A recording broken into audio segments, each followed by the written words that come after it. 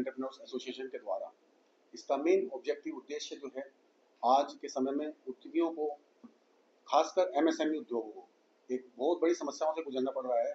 वह है इंस्पेक्टर राज और एक तरफा डिसीजन सरकार के। आज किसी भी क्षेत्र में जाइए, आप किसी भी विभाग में जाइए, उद्यमियों के काम आसानी से नहीं हो रहे हैं और उनको सरकार के जो नियम है उनका गलत नीतियों का सामना यहाँ पर करना पड़ रहा है। उसके लिए हमारी आज संस्था ने ये प्रेस कॉन्फ्रेंस रखी है। एक 7 सूत्रीय मांग हम सरकार से करते हैं यहाँ पर, जिसको हम पॉइंट वाइज आपके सामने रखेंगे। इन समस्याओं की वजह से उद्यमी अपना काम करने की बजाय सरकार के विभागों के चक्कर काट रहा है और सरकार की गलत नीतियों का शिकार हो रहा है। कुछ मेन मुद्दे जो मैं हैं वो अभी बताता हूँ, जिसको हम डिटेल में रखेंगे। पहला, ई बिडिंग, जिसके लिए हम लगातार अपनी आवाज़ संस्था की तरफ से उठाते आ रहे हैं। आज 8000 मीटर के प्लॉट्स तक के प्लॉट्स सरकार ने ई बिडिंग पर डाल दिए हैं। 8000 से ऊपर के प्लॉट आपको डायरेक्ट इंटरव्यू से मिलेंगे। मतलब ये ऐसी नीति है जिसमें जिसके पास पैसा है, जो 8000 मीटर का प्लॉट लेगा, ऑब्वियसली उसके पास पैसा होगा, और जिसके पास पैसा है उसको हम सस्ते रेट पे दे रहे हैं, मार्केट रेट के ऊपर, जो हमारा सरकारी रेट है। और जो 8000 से नीचे वाले लोग हैं, जो छोटे उद्यमी हैं, जिसने अपना उद्योग शुरू किया, कम पैसे लागत से शुरू किया, या 2, 4, 5, 10 साल में पैसा इकट्ठे करके आज अपना प्लॉट लेने की हिम्मत रखता है, वो ई बिडिंग, ई नीलामी प्रक्रिया पर जाएगा। ई नीलामी जिसमें कि इन्वेस्टर्स मार्केट में घूम रहे हैं, डीलर्स घूम रहे हैं, वो लोग उसको महंगे रेट पर उठा लेते हैं और फिर उसको बिल्डिंग को बनाकर, फंक्शन कराकर किराए पर देते हैं। मतलब आज मैं उद्योग चला रहा हूँ, मैं रोजगार दे रहा हूँ, मैं राजस्व दे रहा हूँ सरकार को, लेकिन उसके बाद भी एक पैसे वाला पूंजीपति उस जगह को खरीदेगा, फैक्ट्री बनाएगा और वो मुझे किराए पर देगा और मैं किराए पर चलाऊंगा। तो जो एक्चुअल काम करने वाला व्यक्ति है, जो एक्चुअल काम करने वाला उद्यमी है, उसको अपनी जगह नहीं मिलेगी। इसी तरह से दूसरे काफी मुद्दे हैं, जैसे औद्योगिक भूखंडों में फ्री होल्ड करने की डिमांड हमारी तरफ से है। 5 वर्षों से जो संस्थाएं, फैक्ट्रियां किराए पर चल रही हैं, उनको प्राथमिकता होनी चाहिए। जो राजस्व दे रही है सरकार को, उनके लिए औद्योगिक क्षेत्रों में पब्लिक ट्रांसपोर्ट की सुविधा है नहीं। सारे औद्योगिक क्षेत्र हमारे एक तरफा हैं। आज आप देखिए कि लोग दिल्ली, गाजियाबाद, मेरठ के लोग भी नोएडा आते हैं। उसका एक कारण है, पब्लिक ट्रांसपोर्ट है। यहाँ पर उस पब्लिक ट्रांसपोर्ट के नाम पर सिर्फ ऑटो हैं, जिनका किराया इतना महंगा है कि जो वर्कर, जो काम करने वाले कामगार हैं, वो लोग एक बहुत दूर ना जाने की बजाय नजदीक में ही काम खोजने की कोशिश करते हैं। तो उससे दूसरी जो इंडस्ट्री एरिया है, जो गांव से, कस्बों से दूर हैं, वहां पर उनको लोगों को कामगार नहीं मिल रहे हैं और उनकी फैक्ट्रियां सफर कर रही हैं। साथ में आज के टाइम में आप देखेंगे, चाहे वो कोई भी विभाग हो, सभी विभाग में सरकार ने कहा है कि आप रजिस्ट्रेशन कराइए, जाके वो बार बार इंस्पेक्टर राज चल रहा है। किसी भी विभाग के अधिकारीगण फैक्ट्रियों में पहुंचते हैं, फैक्ट्रियों में जाकर उनमें कमियां निकालते हैं। आज मैं किसी भी सरकारी विभाग में चला जाऊं जाके और मुझसे वो ऑडिट कराएं, मैं उनके यहाँ पे 50 कमियां निकाल दूंगा। कमियां निकालना बहुत आसान है। अब जब हम काम कर रहे होते हैं, फैक्ट्री रूटीन में चल रही होती है, तो उसके अंदर आप बहुत कमियां निकाल सकते हैं।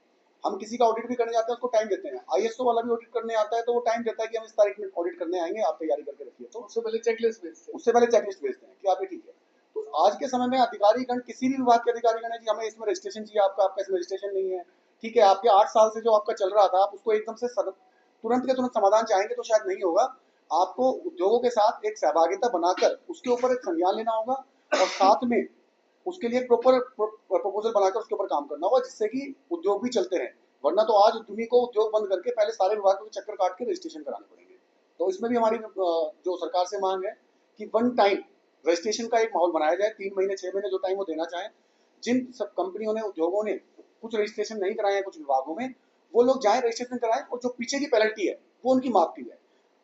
कभी तो शुरू करना ही है, कभी तो शुरू करना ही है। तो सरकार आज शुरू करे, उसको सोचे कि आज हम उद्यमी ने शुरू किया है, आगे आप उससे जो चार्जेस है वो लेते रहें, लेकिन उसको पेनल्टी से निकाल के उसको मुख्य धारा में लाने का प्रयास सरकार द्वारा होना चाहिए। हमारी डिमांड रहेगी। सिंगल विंडो, यूपी के अंदर सिंगल विंडो के नाम पर निवेश मित्रा की साइट है। वो साइट सिर्फ और सिर्फ सरकार को कितने उद्यमियों, कितने कामगारों को काम मिल गया है, रोजगार मिल गए हैं और कितना इन्वेस्टमेंट यूपी में आ गया है, सिर्फ ये डाटा कलेक्ट करने के लिए साइट का यूज हो रहा है आज के टाइम में। उद्यमी की अगर हम बात करें, उद्यमी को इसके ऊपर कोई फायदा नहीं है। उद्यमी को तभी भी 50 विभागों के चक्कर लगाने पड़ते थे और आज भी 50 विभागों के चक्कर लगाने पड़ते हैं। आप अगर यूपीसीडा के लिए मेरे को अप्लाई करना है किसी पे जाकर, तो मुझे इन्वेस्ट यूपी के निवेश मित्रा पर लॉगिन करना होगा, तब मैं यूपीसीडा की साइट पर जाऊंगा। लेकिन जाना मेरे को वहीं पर है, डॉक्यूमेंट मेरे को सारे वहां पर अपलोड करने हैं, फिर विभाग के चक्कर लगाने हैं। उसके बाद जब मेरे को फायर के लिए जाना होगा तो मैं फायर पे जाऊंगा, फायर पे दोबारा वही डॉक्यूमेंट अपलोड करूंगा। आज एआई के जमाने में जब हमें जीएसटी के लिए एआई के द्वारा नोटिस मिल रहे हैं, तो एआई के द्वारा हमारे डॉक्यूमेंट्स वन टाइम में अपलोड क्यों नहीं हो सकते साइट के ऊपर? आप ईज ऑफ डूइंग की बात करते हैं, तो ईज ऑफ डूइंग में आप जाइए, हमारे डॉक्यूमेंट एक जगह दीजिए हमें निवेश मित्रा पर, हम लोग उसमें अपने बेसिक डॉक्यूमेंट्स अपलोड करेंगे। उसके बाद निवेश मित्रा उससे जिस कंसर्न डिपार्टमेंट में मेरे जैसी उद्योग लगाना, जिस उद्योग को मैं लगाना चाह रहा हूँ, उस तरह के उद्योग को कौन कौन से विभाग जरूरी हैं, उन विभागों के पास मेरे डॉक्यूमेंट्स अपने आप पहुंचे और वहां से डीम्ड सर्टिफिकेशन हो हफ्ते दिन के, 10 दिन के, 15 दिन के अंदर में। आप बाद में 2 महीने, 4 महीने, 6 महीने का कार्यकाल रखिए और उसके अंदर उनको वेरिफिकेशन कराइए सबको। तो मेरे को अगर सब विभागों से 15 दिन में सर्टिफिकेशन मिल जाएंगे तो मैं तुरंत काम शुरू कर सकता हूँ। आज विभागों के चक्कर लगाकर 6-6 महीने मेरे को यूनिट शुरू नहीं होती है। तो ये इस तरह के हमारी यहाँ पर डिमांड है। एक जो दूसरी मेन चीज है, कभी भी उद्योग जैसे नोएडा, ग्रेटर नोएडा, ये सारे अगर आप इनका नाम देखेंगे, इसमें औद्योगिक, इंडस्ट्रियल डेवलपमेंट, औद्योगिक विकास, ये सारे शहर चाहे वो नोएडा हो, ग्रेटर नोएडा हो, उद्योगों के नाम पर बसाए जा रहे हैं और यहाँ से उद्योगों को ही विस्थापित किया जा रहा है। चाहे वो सीएक्यूएम हो, एनजीटी है, अपना डंडा चलाते हैं किसके ऊपर? उद्योग के ऊपर। चाहे वो सरकारी हो, उद्योग के ऊपर। आप ये वाला उद्योग यहाँ पर नहीं चलेगा, ये उद्योग, अरे आपने जब एक बार जमीन अलॉट कर दी तो वो उद्योग क्यों नहीं चलेगा? आपको बंद रखना पड़ेगा, आपको गाड़ियां यूज नहीं करेंगे, आप ये यूज नहीं करेंगे। उसके साथ साथ जो सबसे जरूरी चीज है, कामगार। किसी भी उद्योग को चलाने के लिए कामगारों की जरूरत है। कामगार कब यहाँ पर रुकेगा? यहाँ पर अपना इतना कामगार यहाँ पर है नहीं, सब कामगार बाहर से आए हुए हैं, कोई बिहार से है, कोई पूर्वोत्तर से है, कोई किसी दूसरे स्टेट से है। अब वो यहाँ पर इसको अपना मानते ही नहीं है, क्योंकि वो आके किराए पर रहते हैं। 4,000 3,000 रुपये का कमरा लिया, 5,000 रुपये का कमरा लिया और किराए पर रहना शुरू कर दिया, तो उनको अपनापन मिलता ही नहीं है यहाँ पे। हमारी सरकार से इसमें मांग है कि आप जिस हिसाब से फैक्ट्रियों के प्लॉट आवंटन कर रहे हैं, उसी रेशियो में जो वो लोग वहां पर काम करने वाले उनके कामगारों के लिए भी हाउसिंग स्कीम लाइए। आप वो सब भूल गए हैं। आप जो कंपनियों के ओनर्स हैं उनके लिए स्कीम लाई हाउसिंग की, आपने क्या किया? प्रॉपर्टी डीलर की तरह काम करना शुरू कर दिया है। नोएडा में जब नोएडा बसा तो वहां पर इंडस्ट्रियल प्लॉट के साथ रेजिडेंशियल प्लॉट साथ में मिलता था, ये पास में दिया जाता था, पास में दिया जाता था। तो आज के समय में आप क्या कर रहे हैं? आज के समय में आपने प्रॉपर्टी डीलर की तरह काम करना शुरू कर दिया है, आप पैसा कमाने में लगे हुए हैं। आप जब कामगार ही नहीं होंगे तो इंडस्ट्री कैसे चलेंगी? यहाँ पर आप हाउसिंग स्कीम लाइए, हाउसिंग स्कीम लाइए और कामगारों को अपनापन महसूस कराइए। यहाँ पर जिनको कमरा मिलेगा, मकान मिलेगा, जिसमें अपने लोगों को वहां से परिवार को पाल सकते हैं। यहाँ पर इतने महंगे शहर में कामगारों के लिए बहुत मुश्किल है कि वो अपना आशियाना बना के यहाँ पर है। अगर नहीं होगा तो वो यही होगा, कभी वो यहाँ पर जो नदी के पास का एरिया है, जो अनऑथराइज कॉलोनी है, वो अनऑथराइज कॉलोनियां बनती रहेंगी, सस्ते में खरीदेंगे, उनका पैसा चला जाएगा जमा पूंजी और उसके बाद में सरकार उसको जाएगी और तोड़ दी जाएगी अथॉरिटियां। तो वो तो बेचारा मर जाते हैं पूरी तरह से, तो उनको अपनापन नहीं आता, तो अपने गाँव भाग जाते हैं। और इसका खामियाजा सीधा सीधा उद्योगों को बरतना पड़ता है। कटाई के समय पे जब गेहूं कटाई होती है तब यहाँ से महीने 2 महीने के लिए चले जाते हैं सब लोग, छठ पे चले जाएंगे। उस समय पे उद्योग कैसे चलेंगे? क्या 6 महीने के लिए, 2 महीने के लिए हमें अलग से कहीं से कारोबार मिलेंगे? नहीं मिलेंगे, भुगतना हमें ही पड़ेगा। आज हमारे मुख्यमंत्री जी योगी जी ने 1 ट्रिलियन इकोनॉमी का सपना देखा है यूपी के लिए। क्या बिना गौतम बुद्ध नगर जिले का विकास किए, क्या बिना एमएसएमई को सहायता दिए 1 ट्रिलियन इकोनॉमी करना यूपी के लिए संभव है? किसी भी हालत में वो संभव नहीं है। और उसके लिए एमएसएमई को सपोर्ट करना बहुत अत्यंत आवश्यक है। और हम चाहते हैं कि उद्यमी अपने काम में रहे, काम के लिए काम करे, बिजनेस के लिए काम करे, फैक्ट्री को बढ़ाने के लिए काम करे। वो विभागों के चक्कर लगाकर समय खराब करके 1 ट्रिलियन के सपने को ना तोड़े। तो हमारी सरकार से ये सारी मांगे हैं। हमारे साथ हमारे पूर्व अध्यक्ष मनोज सिंघल जी हैं, उपाध्यक्ष हमारे PS मुखर्जी साहब हैं, जनरल सेक्रेटरी साहब विशाल गोयल जी हैं, मेरे राइट में MP शुक्ला जी हैं, GS पुलिस जी हैं हमारे वाइस प्रेसिडेंट, हमारे ट्रेजरर साहब गौरव गर्ग जी हैं और दिनेश चौहान हमारे सेक्टर सेक्रेटरी हैं साइड 5 के। तो हमारी सरकार से ये मांग है कि हम जो चीज़ें हमने बोली हैं और जिसका मांग पत्र हम आपको सभी को भी देंगे यहाँ पे, और आगे चल के हम इसके लिए एक चेन चलाएंगे। हम आने वाले बहुत जल्दी इसके लिए जो हमारे जनप्रतिनिधि हैं जिनको हमने वोट दिया है उनसे भी एक संवाद यहाँ पर रखने वाले हैं बहुत जल्दी। क्योंकि जनप्रतिनिधि भी आजकल RWS की और AOS की सुनते हैं, इंडस्ट्री को तो वो अपना सा मानते ही नहीं है। वो कभी इंडस्ट्रीज में दौरा करके इंडस्ट्रीज के साथ बात करने की व्यक्त नहीं करते हैं कि हमें बात करनी है इंडस्ट्री के साथ में। कार्यक्रम में मुख्य अतिथि के रूप में बुलाते हैं, लेकिन वहां पर वो चीजें संभव नहीं है। तो हमने प्लान किया है, हमारी संस्था ने प्लान किया है कि जल्दी हम एक सिर्फ और सिर्फ जनप्रतिनिधि उद्यमी संवाद रखेंगे। हम अपनी समस्याओं को उनसे साझा करेंगे और मांग करेंगे कि जो आप लोगों को वोट दिया है वो सिर्फ हम एक कंपनी, एक व्यक्ति मालिक नहीं है, एक उद्यमी नहीं है, उसके साथ काम करने के वाले 50, 100, 200, 500 वर्कर जो हैं वो भी उसी उद्यमी से जुड़े हुए हैं। हमारे साथ, हमारी संस्था के साथ यहाँ पर लगभग 650 ग्रेटर नोएडा के उद्योग हैं, जिनमें लगभग मैं समझता हूँ कम से कम 15,000 व्यक्ति हमारे साथ जुड़े हैं, लेकिन फिर भी हमारी अनदेखी हो रही है। तो हमने इसलिए जनप्रतिनिधियों को, सभी को हम जा रहे हैं, उनको रिक्वेस्ट कर रहे हैं कि आइए, और हमारा मंच तैयार है, आप आइए, हमारी समस्याएं सुनिए उद्योगों की, उनके ऊपर आप सरकार से काम कराइए, क्योंकि 21 जुलाई से संसद सत्र भी शुरू हो रहा है, मानसून सत्र शुरू हो रहा है, तो हमारी आवाज वहां पर उठाइए, हमारी आवाज बनिए। मनोज जी है। जैसे कि संजीव भाई ने बोला, एमएसएमई मतलब एक इकोनॉमी में अच्छा खासा रोल प्ले करता है, रेवेन्यू भी जनरेट करता है, एम्प्लॉयमेंट भी देता है। बट यहाँ पे अगर हम देखें, सबसे ज्यादा अनदेखी एमएसएमई की हो रही है। सरकारी डंडा जब चलता है, एमएसएमई के ऊपर सबसे ज्यादा चलता है। कंप्लायंसेस हर कोई पूरा करना चाहता है, हर कोई चाहता है कि प्रॉपर डॉक्यूमेंटेशन और सारी चीज़ों के साथ काम करे। बट आदमी डरता कहाँ पे है, जब वो बैक डेट से पेनल्टीज और इंटरेस्ट चार्ज किया जाता है। तो उस चक्कर में जब तक सख्ती नहीं होती, कोई भी आगे बढ़ के लेना नहीं चाहता। उसी क्रम में उन्होंने मांग रखी है कि एक ऐसी स्कीम चलाई जाए जिसमें 2 महीने, 3 महीने, 6 महीने का टाइम दिया जाए। जितने कंप्लाइंसेस पेंडिंग है लोगों के, विदाउट इंटरेस्ट एंड पेनल्टीज, जो भी आपका रेवेन्यू है, जो भी सर्विस फी है, वो आप चार्ज करिए, हम लोग खुशी खुशी देंगे वो। बट उसमें इंटरेस्ट और पेनल्टीज वेव किए जाए, ये मांग है। प्लस एक हमारी सबसे पुरानी मांग है ई बिडिंग को समाप्त करने वाली, बिकॉज बड़े इंडस्ट्रीज डायरेक्ट अलॉटमेंट हो जाती है उन लोगों के लिए। छोटे में ई बिडिंग में नॉर्मल एक एमएसएमई 4-5 करोड़ रुपए लगा के आज की डेट में प्लॉट खरीद के उसके बाद प्लांट एंड मशीनरी में पैसा लगाए, तो 10 करोड़ रुपए लगा के कोई एमएसएमई काम स्टार्ट नहीं कर सकता। और जो 10 करोड़ लगा देगा वो एमएसएमई कैटेगरी में, मीडियम कैटेगरी में पहुंच जाएगा। तो वर्चुअल जो एमएसएमई है वो खत्म ही हो रहा है। तो हमारी यही प्रार्थना है सरकार से, सरकारी डिपार्टमेंट से, कि हमारी मांगों को पे ध्यान दिया जाए और जो भी कदम उठाए जा सकते हैं उसमें मदद की जाए। सर, आपने अभी उसकी बात की कि इंटरेस्ट को माफ कर दिया जाए, लेकिन कुछ कंपनियां या फैक्ट्रियां जो होती हैं वो सक्षम होती है अच्छे मुनाफे के साथ कार्य करने हैं, और जो सक्षम नहीं है, तो आप एक मापदंड तय नहीं करते हैं इस चीज के लिए कि किनका माफ किया जाए, किनका नहीं किया जाए? मैडम, हमने एक एमएसएमई की बात की है, उसमें माइक्रो और स्मॉल, वो गवर्नमेंट के ऊपर है कैटेगरीज किसके लिए लेके आते हैं, तो वो उनको डिफाइन करना है, वो हम लोग नहीं बता सकते उनको।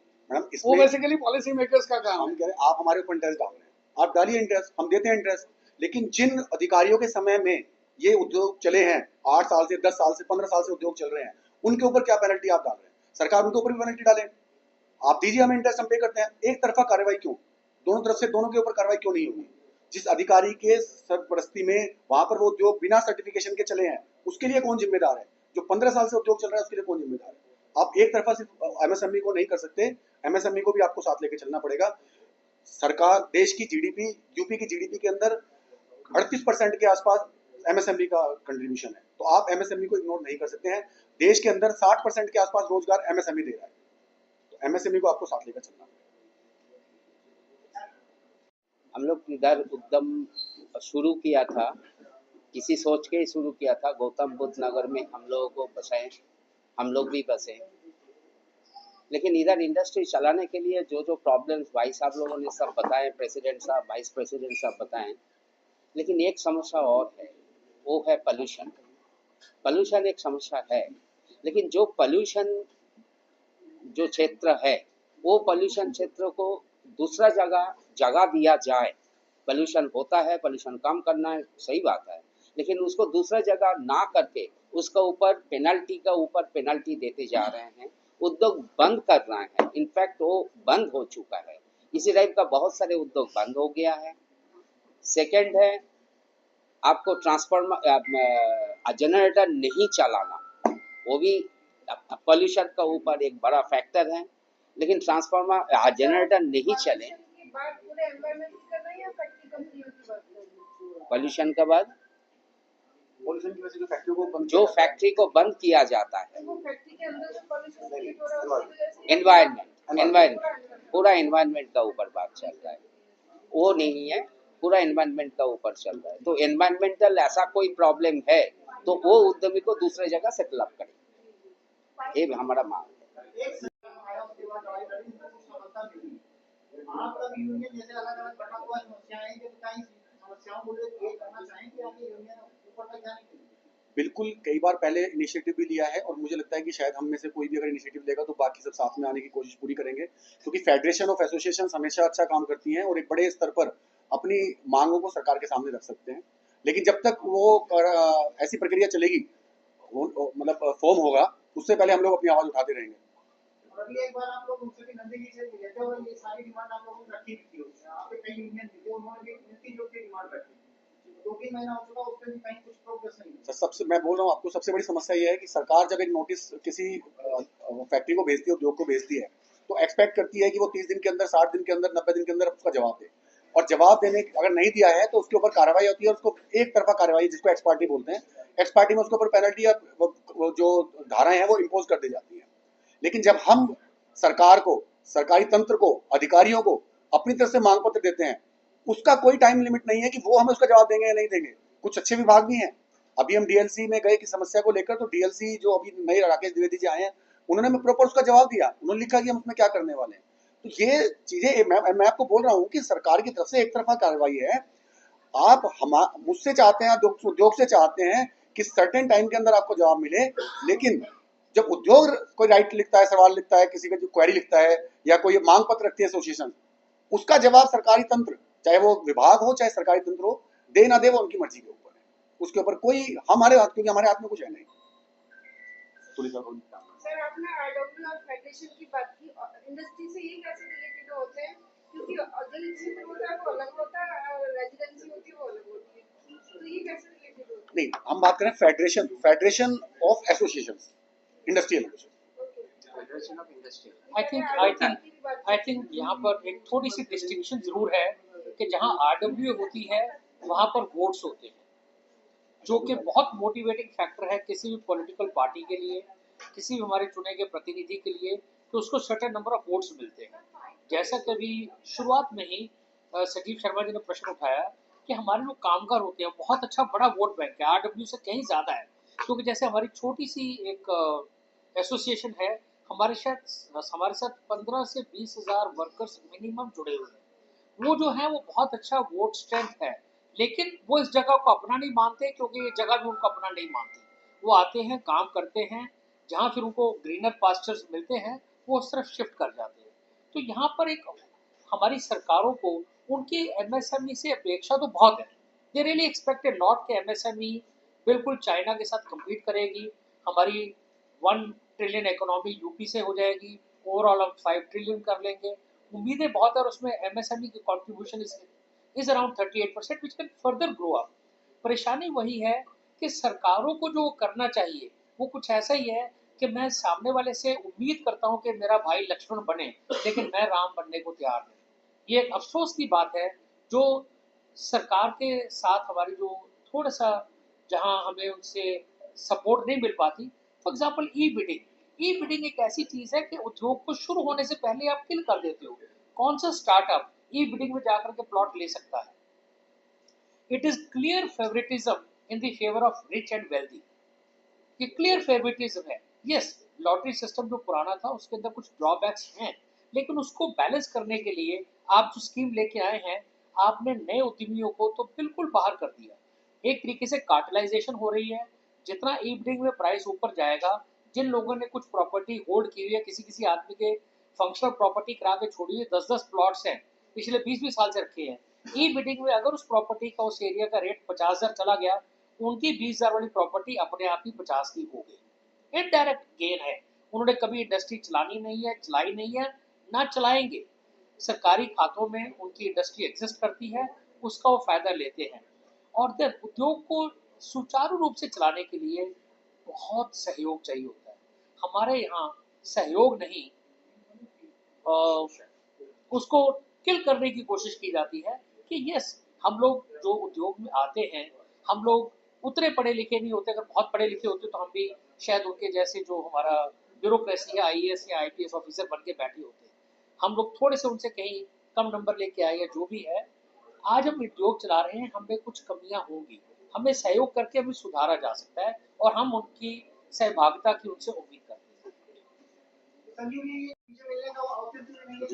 हम चाहते हैं कि आपके माध्यम से हमारी आवाज मुख्यमंत्री तक पहुंचे। नहीं, मैं कह रहा हूं नंदी